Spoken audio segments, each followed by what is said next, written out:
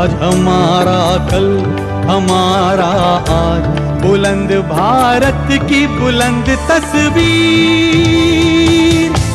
हमारा बजाज हमारा बजाज। दोस्तों इस वीडियो में आज हम बात करने वाले हैं बजाज स्कूटर के बारे में, जो कि कभी एक जमाने में भारत का सबसे बड़ा टू व्हीलर ब्रांड हुआ करता था।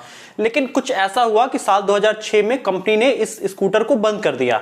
तो इस वीडियो में आज हम बजाज स्कूटर और बजाज के बारे में कंप्लीट डिटेल्स जानने की कोशिश करेंगे। दोस्तों ये बात है 1959 की, जब इंडिया में लाइसेंस राज बहुत ज्यादा पॉपुलर था और उसी समय बजाज को इंडिया में स्कूटर मैन्युफैक्चरर का ऑर्डर मिल चुका था। बजाज ने इसके बाद बहुत ज्यादा इंडिया में मैन्युफैक्चरिंग करना चालू कर दिया टू व्हीलर स्कूटर्स की। इनका मॉडल था, बिल्कुल बेस था जो वेस्पा का एक मॉडल चला करता था उस समय, और इसमें इन्होंने करीब 145 सीसी का इन्होंने इंजन रखा, 2 स्ट्रोक था, बाद में इसे बढ़ा के 4 स्ट्रोक मॉडल पे लेके आया गया। दोस्तों जब बजाज चेतक इंडिया में आया और उस समय लोगों के पास कार नहीं हुआ करती थी ना, बाइक हुआ करती थी। भारत में लोग ज्यादातर साइकिलों पे चला करते थे, जो बहुत ज्यादा अमीर हुआ करते थे उनके पास एम्बेसडर कार हुआ करती थी। 1971 के आसपास ये मार्केट में लॉन्च हो चुका था और उसके बाद कंपनी ने यहाँ पे इसको बिल्कुल इंडिया के रोड के अकॉर्डिंग बनाया, क्योंकि उस समय इंडिया के रोड्स बहुत खराब हुआ करती थी, जगह जगह गड्ढे हुआ करते थे, मिट्टी हुआ करती थी। तो उसी के अकॉर्डिंग इसको डिजाइन किया गया था कि इंडिया के हर रोड पे ये स्कूटर चल सके। अब इसी समय एक जो मिडिल क्लास हुआ करता था ना, उसको कार खरीदने का मन होता था या बाइक खरीदने का मन होता था, उनके लिए बेस्ट सोल्यूशन ये मिल गया था मार्केट में।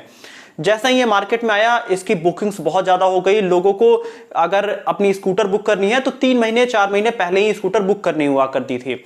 ये आपके भी घर में ये स्कूटर जरूर आया होगा कभी ना कभी। अगर आया है तो आप नीचे कमेंट ऑप्शन में भी लिख के बताइए। बजाज दिन पर दिन इंडियन मार्केट में तुरंत फैल गई और हर घर के बाहर बजाज स्कूटर ही रहने लगा।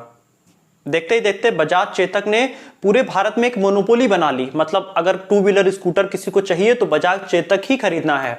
इसको इस तरह से इंडिया में ब्रांड किया गया कि हर ये मिडिल क्लास के फैमिली की एक पहचान बन गई।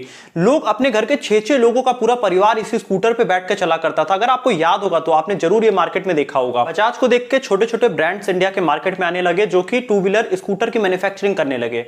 अब इसको देखते हुए बजाज ने काफी अच्छी इंडिया में ब्रांडिंग कर दी और एक नया जिंगल मार्केट में लेके आया, हमारा बजाज। ये जमी ये आसमां, हाँ ये जमी ये आसमां, हमारा कल हमारा आज, हमारा कल हमारा आज, बुलंद भारत की बुलंद तस्वीर, हमारा बजाज हमारा बजाज, बुलंद भारत की बुलंद तस्वीर, हमारा बजाज हमारा बजाज। और इस एडवर्टीजमेंट के थ्रू इन्होंने मिडिल क्लास को टारगेट किया कि अगर घर की एक पहचान है तो वो है बजाज। लेकिन साल 1984 में हीरो होंडा ने इंडिया के मार्केट में एंट्री किया और करीब 100 सीसी की अपनी मोटर बाइक्स इंडिया में लॉन्च करी। इन्होंने अपने आप को मार्केट में कुछ इस तरह हीरो होंडा ने प्रोजेक्ट किया कि बजाज स्कूटर अब पुराना हो चुका है, अब आपको नए की जरूरत है। और इस तरह से इन्होंने अपने कई बाइक्स वगैरह लॉन्च किए, जिसे कहा गया कि इनमें कम पेट्रोल आपका लगता है, आपका खर्च कम होता है। अब इस तरह से इसको मार्केट में प्रोजेक्ट किया गया। लेकिन बजाज भी कहीं पीछे नहीं रहने वाला था। बजाज ने भी कावासाकी के साथ तुरंत पार्टनरशिप किया और अपनी खुद की मोटर बाइक्स लॉन्च कर दिया। बजाज ने यहाँ पे मार्केट में बॉक्सर, कैलिबर जैसे कई सारी बाइक्स इंडिया के रोडों पे लॉन्च कर दी।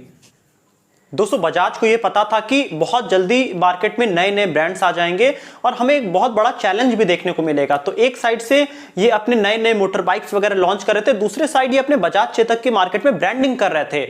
मतलब बुलंद भारत की बुलंद तस्वीर, ऐसा कुछ ये जिंगल्स बनाया कर रहे थे, ताकि जो एक नॉर्मल हाउस होल्ड है, एक मिडिल क्लास फैमिली है, उनके दिलों में एकदम ये अपनी छाप छोड़ दें। और उसी तरह से ये अपनी मार्केटिंग किया कर रहे थे। साल 1990 तक बजाज अकेले मोनोपोली के साथ मार्केट में चलता रहा, लेकिन इसके बाद कंपटीशन बहुत तेज हो गया। बजाज को पता था कि कंपटीशन बढ़ता जा रहा है और सबसे ज्यादा इनको कंपटीशन तब फेस करना पड़ा जब मार्केट में लॉन्च हुआ हीरो होंडा की एक्टिवा, जो कि इलेक्ट्रिक स्टार्ट से ऑन हुआ करती थी और ये एकदम स्टाइलिश लुक में आई थी मार्केट में। और दोस्तों फिर मार्केट में बजाज का वही हाल हुआ जो कोडेक के कैमरे का हुआ था।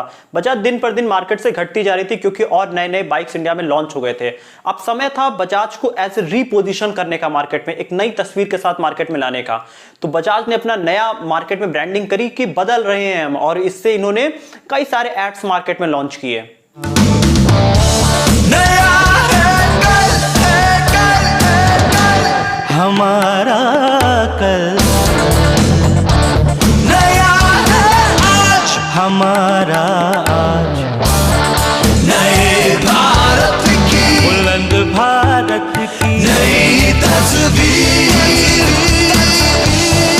अब यहाँ पे बजाज ने एलिमिनेटर, बॉक्सर, कैलिबर ये सब बाइक्स लॉन्च करी 100 सीसी इंजन में। इसके बाद 2004 में इन्होंने 125 सीसी इंजन के साथ इन्होंने यहाँ पे मार्केट में बजाज डिस्कवर लॉन्च किया। बजाज को बहुत बड़ा कंपटीशन हीरो होंडा CBZ से मिल रहा था, जो कि 1999 में लॉन्च हुआ था।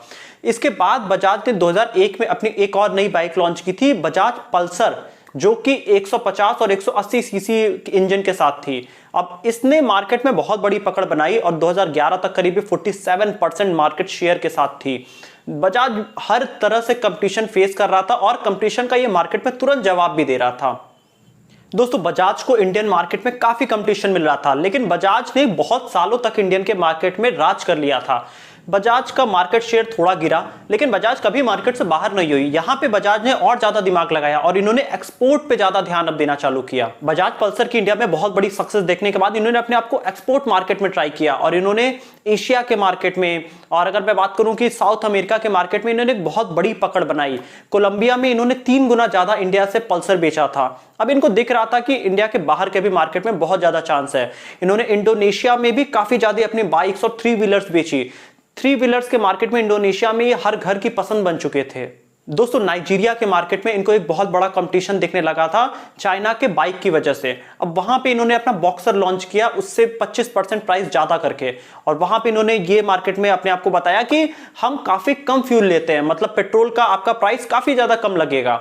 तो इसके बाद इन्होंने नाइजीरिया के मार्केट में बहुत अच्छी पकड़ बना ली। अब इसके बाद अगर हम देखें कि श्रीलंका, कोलंबिया, फिलीपींस जैसे कंट्रीज में ये सबसे बड़े बाइक सेलर दिन पर दिन बन गए। अगर हम साल 2019 के डेटा की बात करें तो बजाज सबसे ज्यादा एक्सपोर्ट अफ्रीका में करती है, करीब 47%। 28% ये मिडिल ईस्ट के कंट्रीज में करती है और करीब 14% ये एशियान रीजन में किया करती है। दोस्तों, अगर हम सबसे बड़ी बिजनेस स्टोरी बजाज से सीखना चाहेंगे तो बजाज ने हमेशा अपने आप को फ्यूचर के अकॉर्डिंग चेंज कर लिया है। अपने कॉम्पिटिटर्स को देखते हुए हमेशा अपने आप को मार्केट के हिसाब से चेंज कर लिया है। जब मोटर बाइक्स बहुत ज्यादा पॉपुलर हो गई तो बजाज ने तुरंत अपने स्कूटर्स को बंद कर दिए और अपने आप को एक मोटर बाइक कंपनी बना ली। अब अगर हम आज के डेट की बात करें तो इलेक्ट्रिक व्हीकल्स बहुत ज्यादा चल रही हैं, तो इन्होंने अपने आप को इलेक्ट्रिक बाइक वगैरह मैन्युफैक्चरिंग करना शुरू कर दिया। बजाज हमेशा अपने आप को फ्यूचर ट्रेंड के हिसाब से बदलता रहा। जैसा इनको कंपटीशन मिला जिस भी दुनिया के मार्केट में, उस हिसाब से इन्होंने अपने आप को चेंज कर लिया। दोस्तों, अगर एक ये फॉर्मूला आप सीख लेंगे तो आपको मार्केट में कभी भी कंपटीशन से आप हार नहीं सकते हैं। आप अपने कंपटीटर के अकॉर्डिंग मत जाइए, आप अपने जो भी आपका यूजर है उसके अकॉर्डिंग आप अपने आप को हमेशा चेंज करते जाइए, ताकि आप कंपटीशन से भी बने रहेंगे और आप मार्केट में कभी बाहर भी नहीं होंगे। तो दोस्तों, यही था आज का बजाज का वीडियो। अगर आपको वीडियो अच्छी लगी है या आपने बजाज की स्कूटर कभी भी चलाया है तो आप नीचे कमेंट ऑप्शन में लिख के बताइए कि आपका एक्सपीरियंस कैसा था। इससे बहुत सारी इंडिया में लोगों की यादें जुड़ी हुई हैं। हम सब ने इंडिया के रोड्स पे ये स्कूटर जरूर देखा है। तो अगर आपको वीडियो अच्छी लगी है तो वीडियो को लाइक करिएगा, चैनल को सब्सक्राइब करिएगा और बेल आइकन भी प्रेस कर दीजिएगा।